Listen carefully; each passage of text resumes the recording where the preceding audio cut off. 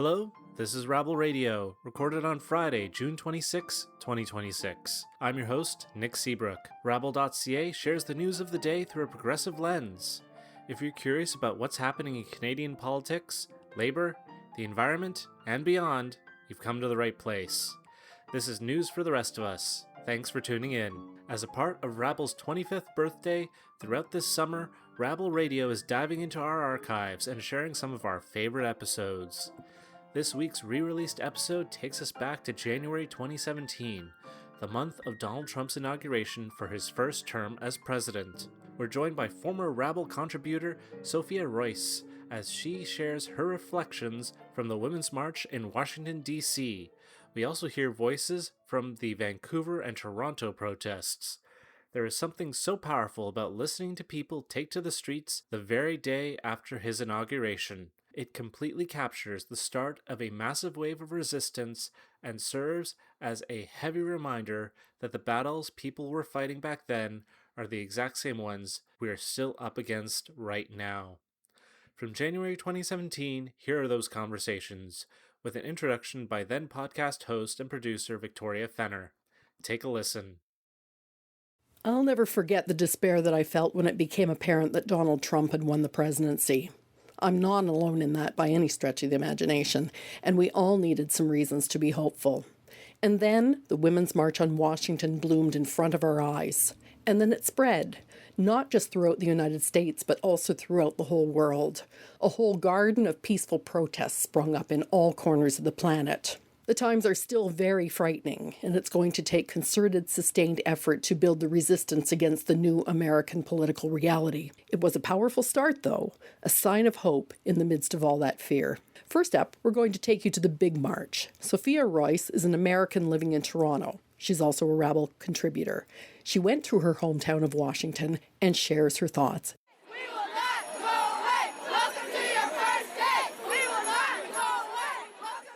Well, I grew up in Washington, D.C., actually, on Capitol Hill, and I think I was there on Saturday for the same reason that millions of people around the world marched, to say no to the Trump administration and what it stands for, to reject hatred in all its forms, to reject the capitalist logic that's led to rising levels of inequality, not just in the United States, but around the world, and to ask for sound, responsible climate policy. That's not an exhaustive list of the sort of demands that I think the co-organizers of the Women's March on Washington are outlining, but I think it's important to note that while it was a women's march, a newly elected Senator of California, Kamala Harris, said it best, this is a women's march, but women's issues are the economy, the climate, healthcare, education, all of these things are on our agenda. You know, on the one hand, I was surprised by the turnout in D.C. I think it was something like 4 times as big as the initial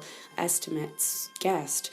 But on the other hand, I was more surprised by the global turnout. And I think that's sort of what we'll need to keep in mind going forward, that this can't be an isolated struggle. It needs to be a decentralized struggle, an internationalist struggle.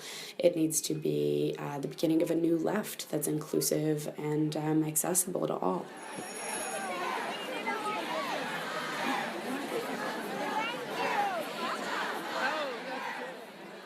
I think it's important to understand that what really needs to happen in order for us to resist Donald Trump's administration and capitalism and climate change is nothing short of a massive, massive left resistance. So in that sense, we've brought all these people into a conversation about resistance and about protesting and about not just women's rights, labor rights, environmental policy, all of that stuff, and that's a success. And these people hopefully will understand that, you know, the march wasn't an end in itself. It was just the beginning, and there's going to be fine-tuning of the messaging and the demands that this movement espouses going forward. And I think we can't expect the early stages of this resistance or this revolution to be perfect, you know. Organizing happens over time, and it's going to take a lot of conversation and learning and dialogue, and that has to happen together. So I'm excited to see what that looks like and how that shapes up. And there's been no shortage at this point of evidence that we're going to have to start fighting together and really quickly. I mean, it's already begun. So I think in that sense, the event was successful, and the co-chairs and all the speakers actually at the rally really emphasized that this is just the beginning. So I'm kind of conceiving of the March on Washington this Saturday as the new left's first birthday. You know, we're not perfect. We haven't quite learned how to share yet or how to speak, or we're working towards that, and it's hopefully going to continue to shape up.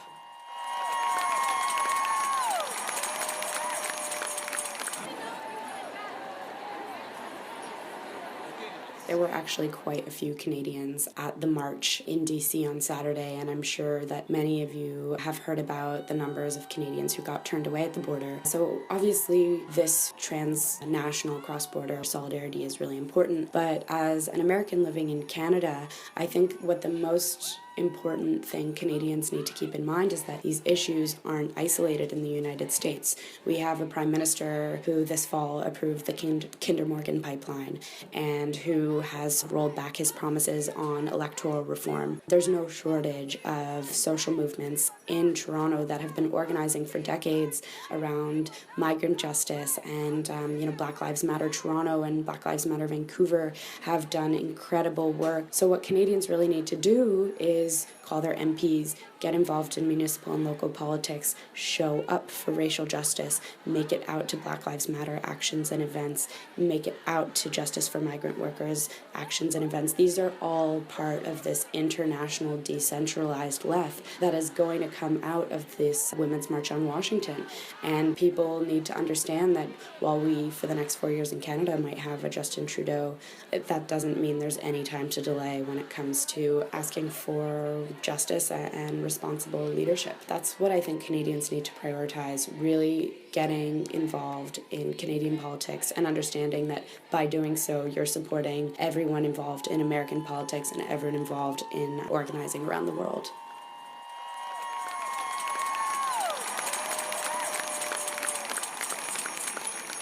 That was Rabble contributor Sophia Reuss sharing reflections from the Women's March on Washington.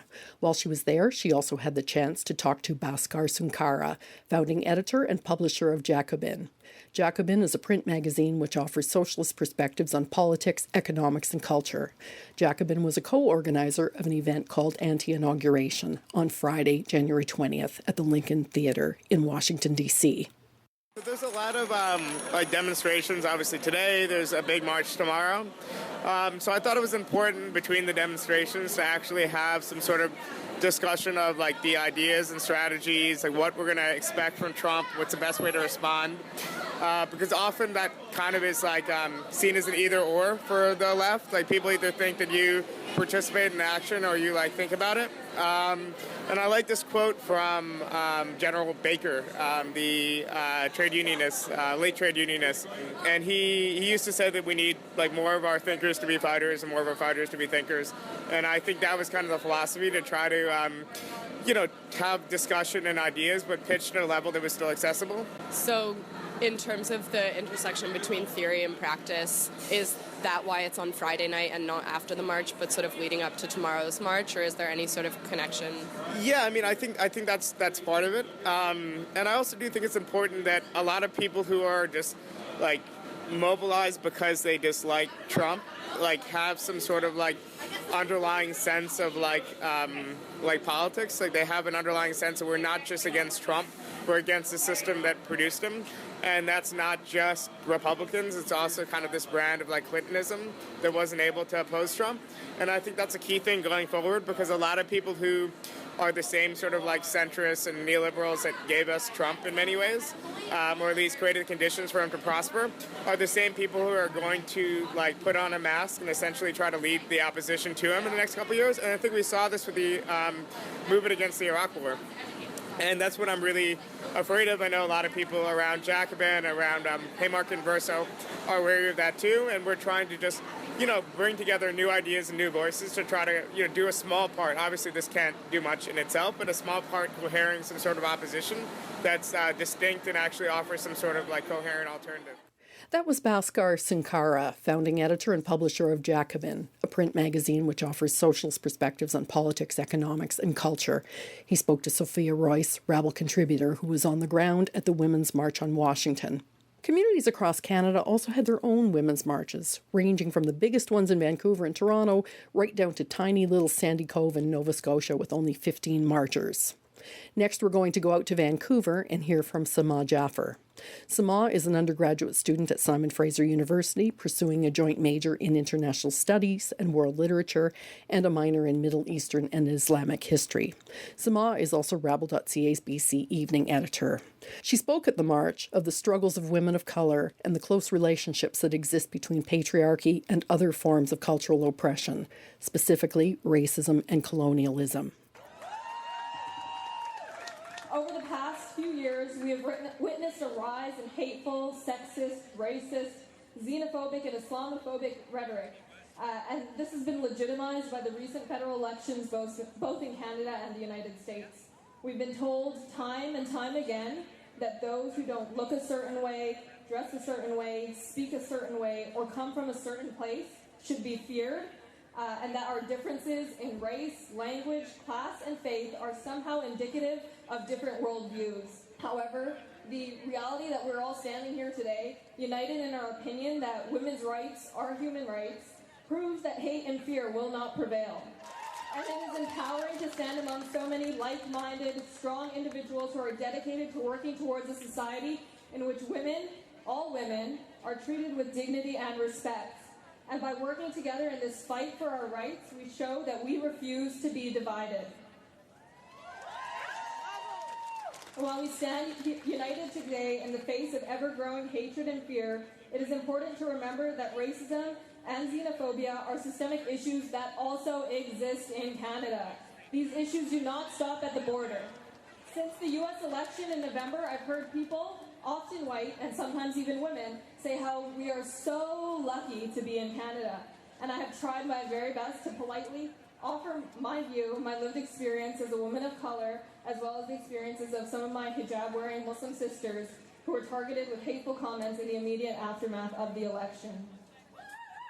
And a sharp rise in hate crimes against Muslims and those who appear to be Muslim was also documented in 2015, the year that the niqab became an issue in our federal election, for some reason. And while the events south of the border have really struck a nerve, pushing us to mobilize here, we need to remember that oppression and violation of the rights of people who are different, and in particular women and children, by those in power is not a new phenomenon by any means. White supremacist ideologies have been veiled by our myth of Canadian multiculturalism.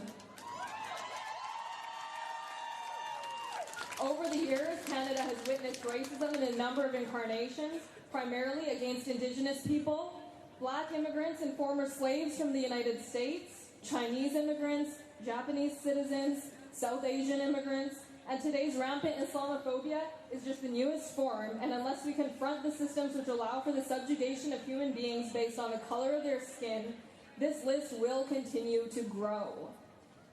As a nation, we have our work cut out for us. Canada's reputation has been stained by our inaction in the face of hundreds of missing and murdered Indigenous women. Now is not the time for inaction. Now is an opportunity for us to prove that women in Vancouver are resilient. And they are not and will not be silent in the face of injustice. Since 1991, women of Vancouver's downtown east side have been coming together on February 14th to remember and honor the women who have disappeared. And for 27 years, they have fought the violence and injustice against Indigenous women in the community. This Valentine's Day, you should consider joining the Downtown East Side Women's Memorial March in their long-standing fight for justice. Over a year ago, we saw the initiation of Black Lives Matter Vancouver, a group that is dedicated to drawing attention to the ongoing struggles of Black people as well as all marginalized and invisible communities. 3 American women started the Black Lives Matter movement, and women and non-binary folk are at the forefront of the local Vancouver chapter. The movement highlights the reality that Black people have experienced a long and unbroken history of police brutality. They are at the forefront of resisting state violence and calling out systemic racism in the United States and globally, a struggle that will only become more important over the next 4 years. It is unfortunate and rather disappointing that Black Lives Matter Vancouver, a group of dedicated, vocal supporters of intersectional feminism, are not represented here today, as they are leaders in advocating for justice and equality in Vancouver.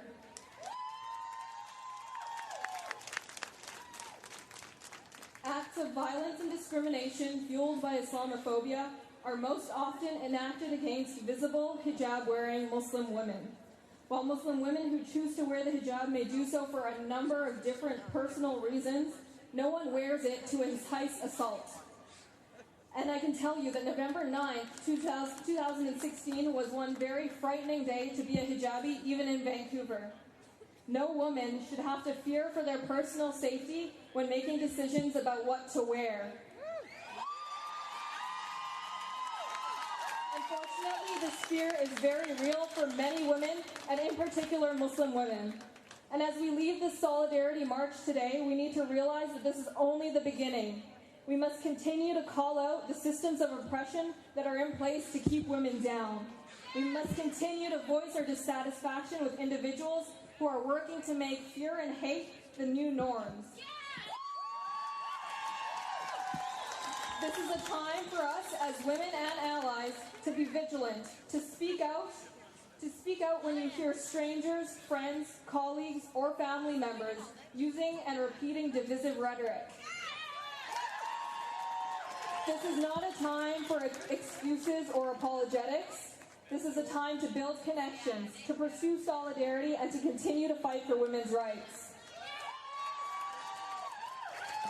Before we leave today, let us make a commitment to speaking out for those whose voices may not be as loud, to intervening anytime we witness women of color being put down, harassed, or attacked.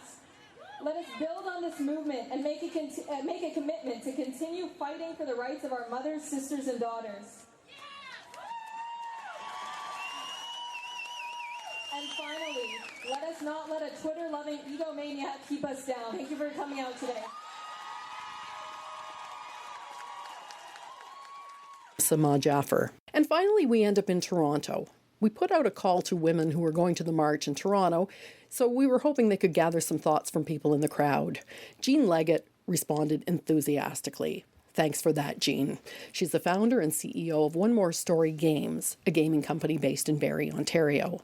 Through their games, the company strives to close the diversity gap and encourage progressive values of diversity and equality.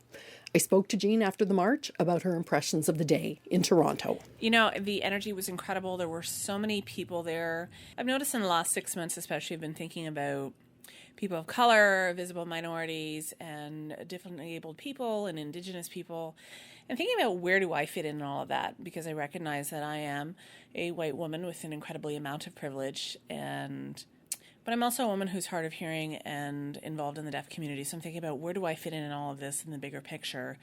Why are they marching? Somebody had just tagged me in a Facebook post today and said, help me understand, are they marching because they're angry Hillary didn't win? Is this an anti-Trump thing? And I said, Google's your friend.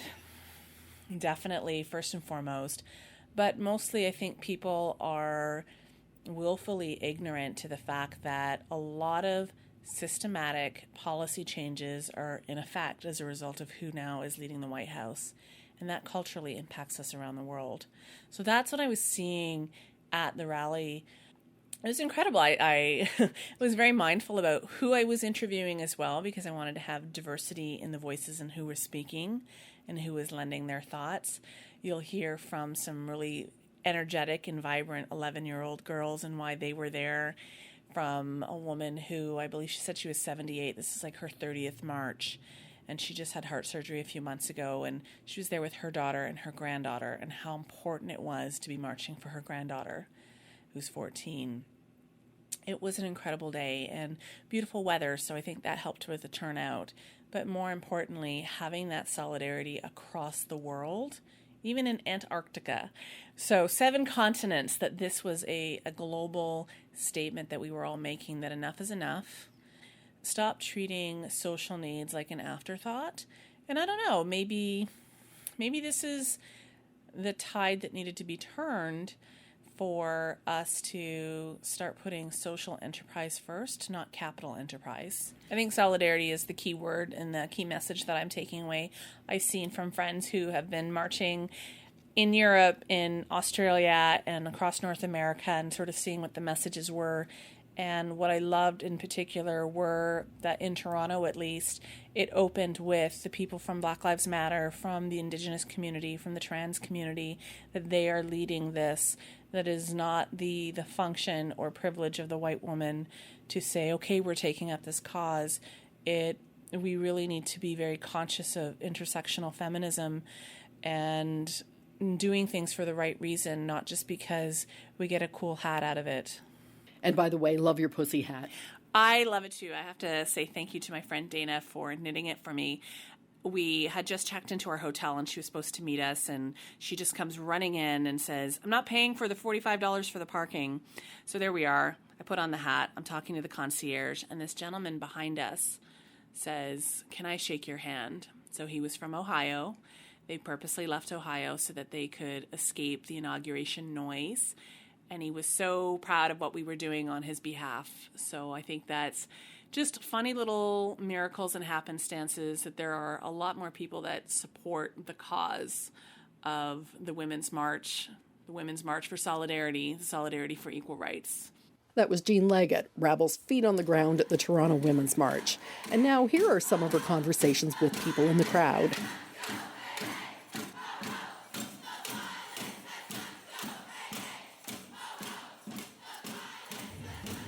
Why is it important for you as a Canadian to be here marching? To stand up against all hate and oppression everywhere. It affects us all. As a Canadian, I feel that it's in our heritage that we do not exclude people, and the direction that we're starting to take is scary where it could go, and historically we know it's the wrong direction. Well, the reason why I'm here marching is because what I feel, there's two things. First of all, I'm 55 years old and I can't believe I'm still marching over the same issues for the last 30 years.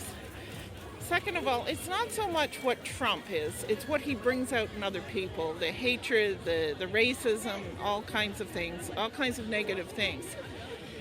The other reason is that we in North America enjoy a very good social safety net, and what Trump has done in the appointments he's made, he's appointed billionaires who really just want to deconstruct and take away that social safety net.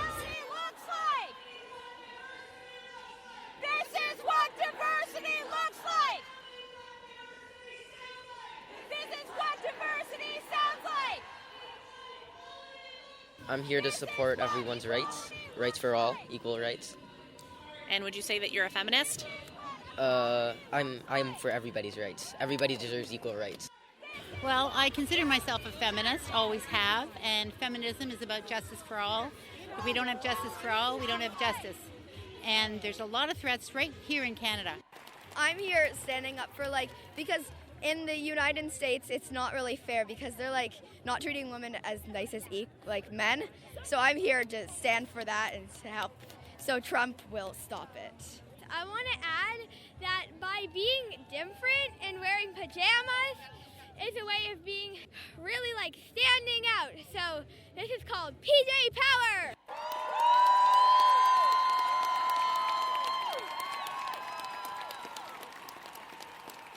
I think that women's reproductive rights under threat in the U.S. is also a threat to Canadian women, and I think it's really important to let American women know that we're standing with them as they enter into the next 4 years of having to protect themselves and their children and their families. I'm here for my son, my 3-year-old son.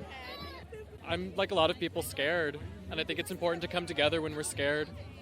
Yeah, and show that we're courageous. This is about the 30th or 40th March I've been on. I'm 78 years old, and I'm here with my I'm going to start crying, my 14-year-old granddaughter.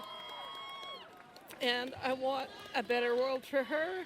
It's something I fought for all of my life. I've marched in Washington, I've marched in Philadelphia, in Toronto, all through Florida. But this is special. I'm with my family.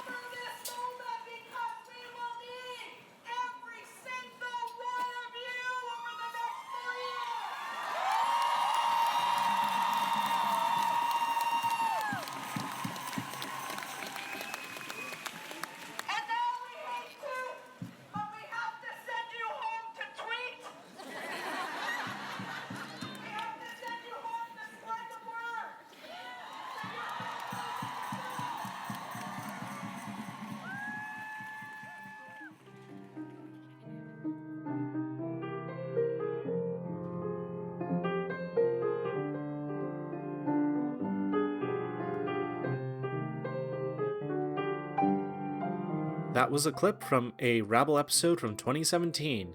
To listen to the full original program, visit the link in the show notes of this episode. And now, this is our In Case You Missed It segment, where we review the top stories from this week on rabble.ca. This week's In Case You Missed It segment is presented by Rabble's Jillian Piper. Take it away, Jillian. Starting with national politics, the Liberal government has passed legislation that makes it harder for those accused of crimes but not convicted to get bail. This bill, known as C-14, is popular among politicians who claim to be tough on crime, such as Ontario Premier Doug Ford. Others say that the legislation isn't justified. Dr. Nicole Myers, a criminology professor at Queen's University in Kingston, is against the bill. She mentions that the crime rates are too low and many jails are holding people not yet convicted of a crime for far longer than they're meant to be. Given the slow pace of the justice system, Canada is becoming known for lengthy pre-trial detention.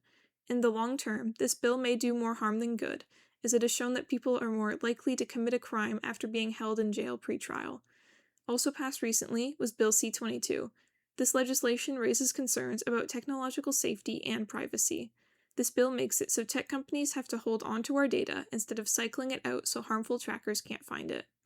It also makes it so law enforcement and private companies can look through your communications. Encrypted information is also no longer safe, as they can now decrypt any codes put through.